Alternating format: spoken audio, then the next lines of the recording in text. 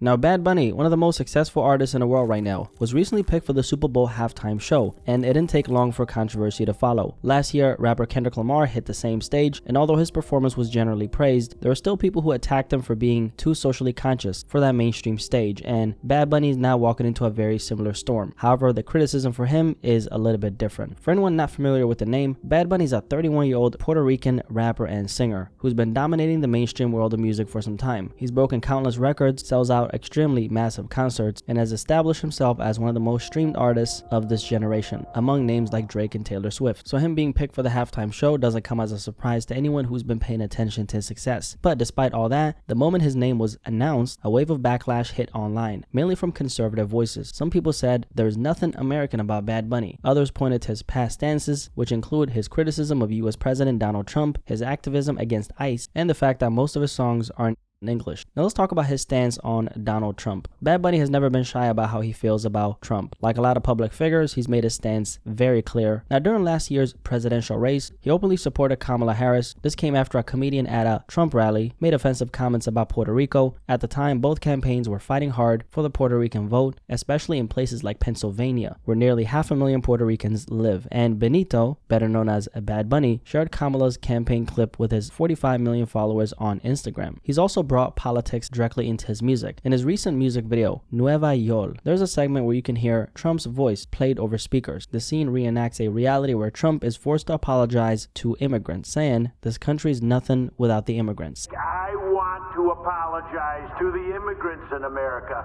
This country is nothing without Mexicans, Dominicans. Now, Bad Bunny has used moments like this to make his stance crystal clear, and that's where part of his Super Bowl announcement is rubbing a lot of conservatives the wrong way. Now, specifically, Bad Bunny has made his stance very clear on the immigration issue, which is a pressing conversation in America right now, specifically when it comes to ICE. Now, most people already know or have a general idea of what's going on in America when it comes to ICE, but for anyone who doesn't know, ICE is the U.S. Immigration and Customs Enforcement Agency, basically the government branch in charge of immigration enforcement in America. They've been heavily criticized for the way they carry out mass deportations and raids. In Chicago today, overseeing more immigration arrests.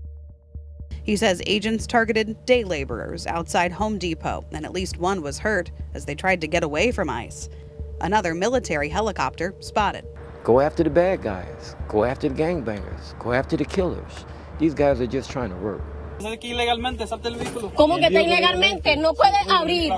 And emotional video from Little Village recorded Monday as ICE reportedly arrested a man despite pleas from his wife that he's in the United States legally. And during Trump's time in office, they've become especially controversial for targeting Latino communities. So the majority of the people impacted by these policies have been Latinos. This also ties into why for his recent tour, he hasn't been doing shows in the mainland United States, meaning the 50 states on a continent. Puerto Rico is U.S. territory, so even though he's been performing in PR, he was skipping the major U.S. cities. Naturally, this made a lot of people wonder why, and in a recent interview, he finally cleared it up, even going as far as to call out concerns about ICE. When asked about why he's not performing in the US right now, this is what Bad Bunny said. "Man, honestly, yes, there are many reasons why I didn't show up in the US, and none of them were out of hate. I've performed there many times. All of the shows have been successful. All of them have been magnificent. I've enjoyed connecting with Latinos who've been living in the US, but specifically for a residency here in Puerto Rico, when we are an unincorporated territory of the US. People from the US would come here to see the show. Latinos and Puerto Ricans of the United States could also travel here or to any part of the world, but there was the issue of like, fucking ICE could be outside my concert, and it's something that we were talking about and very concerned about." So that statement alone shows you where his head is at. He's not just making music, but he's also making sure his shows feel safe for his own people. Bad Bunny knows the pull he has, and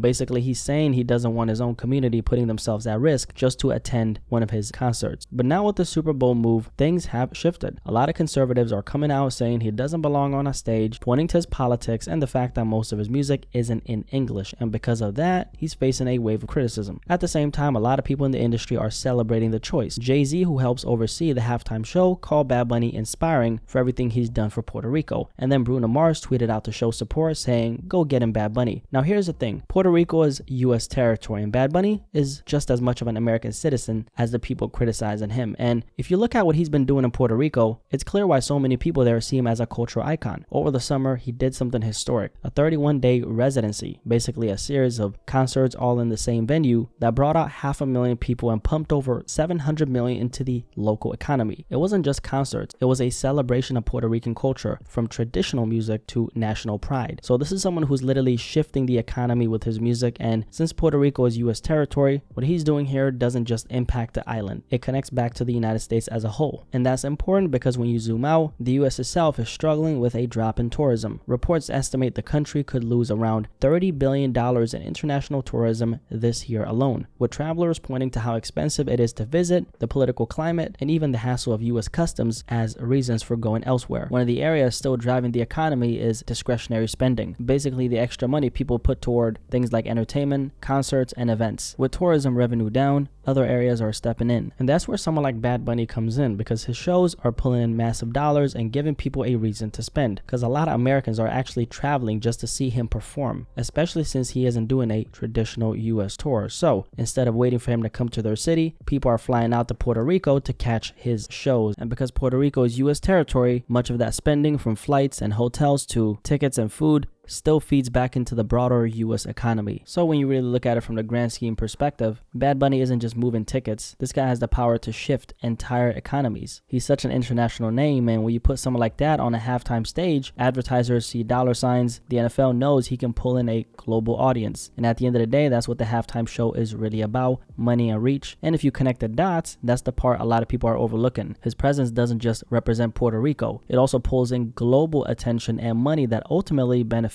America as well. I think a lot of this backlash comes from people looking at it through a narrow lens of what they believe American should look or sound like. So if you don't fit into a certain box, then suddenly you don't count. That comes from the preconceived notion that being American has to look one way, when in reality it doesn't. It looks all ways. And the Super Bowl halftime show is about one thing more than anything else: advertisers. The NFL wants the biggest, most global names to pull in viewers, and Bad Bunny is one of those names. That's why they put people like him on that stage. They're trying to tap into that global audience rather than just catering to the same American crowd, because they already have that audience locked in. Now, another layer to this conversation is Bad Bunny's image as an artist. He's openly spoken about how he views sexuality, and he doesn't really box himself in. In an interview from a few years back, he said, "It doesn't define me. At the end of the day, I don't know if in 20 years I will like a man. One never knows in life, but at the moment, I am heterosexual and I like women." So for a lot of people, putting him on that stage at the biggest American event doesn't just mean a Puerto Rican artist is representing. For them, it also means someone who challenges traditional ideas of masculinity and the identity of what it means to be a man. Personally, I do think a big part of this controversy really comes down to his stance on ICE. That's been one of the most divided issues in American politics over the last decade, but especially the last year and last few years, with some people viewing ICE as necessary for border security, while others see it as an agency that unfairly targets immigrant communities. And Bad Bunny has always made it clear which side of that debate he's on. A lot of people feel like these artists should stick to entertainment and stay out of politics, but that ignores the fact that these are people with real backgrounds who represent very big communities. The land population in the United States is over 60 million, making up about 18.9% of the total population. That makes them the largest ethnic minority in the country, and having someone like Bad Bunny on the biggest stage in America means that community is represented too. And the good thing about entertainment, especially music, is that it transcends barriers. If you make enough impact despite where you're from or what language you speak, you're gonna shine a light on your culture and bring it to the biggest stages. That's one of the reasons why a guy like Bad Bunny is so relevant right now. Even if you don't understand a single word he says in his songs, the energy and influence are impossible to ignore. He's proof that you don't have to communicate in English through your music to be a part of the American mainstream conversation. And at the same time, everything has become so politicized that people aren't just judging music anymore. They're looking at it through their own political lens. I don't personally see this backlash as anything that's gonna stop him. I think he's gonna put on a great show regardless. He's a great performer, and honestly, it's great to see the Latin community getting their shine on the biggest stage in America. Their music, culture, food, all of it has had a massive influence on the world in general. And did I mention women? That's one part I can definitely stand behind. What do you guys think about the controversy surrounding Bad Bunny getting picked for the Super Bowl halftime show? But what do you specifically think about the controversy that's followed? Drop a like for the algorithm. Again, it really helps the channel. So yeah, adios mi amigo. And if Blacky was Hispanic, obviously I would not be a no sabo kid.